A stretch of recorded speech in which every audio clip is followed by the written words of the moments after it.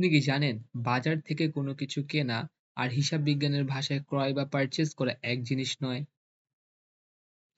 এই একটি ভুলের কারণে অনেকেরই জাবেদা আর রেওয়া মিল মেলেই না।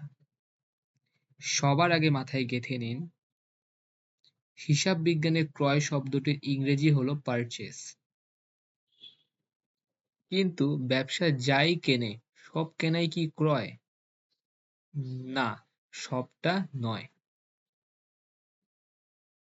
ব্যবসা যদি পুনরায় বিক্রি করার উদ্দেশ্যে কোনো পণ্য কিনে, কেবল তখনই তাকে আমরা ক্রয় বলি।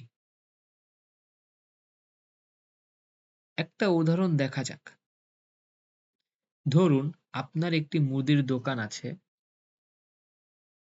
আপনি বিক্রির জন্য চাল বা তেল কিনলেন, এটা হলো পারচেজ বা ক্রয়।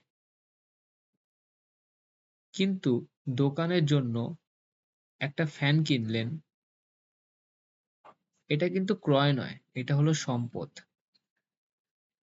কারণ ফ্যানটা আপনি বিক্রি করবেন না, বরং ব্যবহার করবেন। এখন আসি আসল ট্রিকে। ক্রয় যেহেতু ব্যবসার জন্য একটি ব্যয়, আর হিসাব বিজ্ঞানের নিয়ম অনুযায়ী ব্যয় বাড়লে সবসময় ডেবিট হয়। তাই মনে রাখবেন, রেওয়া মিল বা ট্রায়াল ব্যালেন্সে ক্রয় হিসাব সবসময় ডেবিট হবে। আশা করি এখন থেকে ক্রয় আর সম্পদ চিনতে আপনাদের আর ভুল হবে না।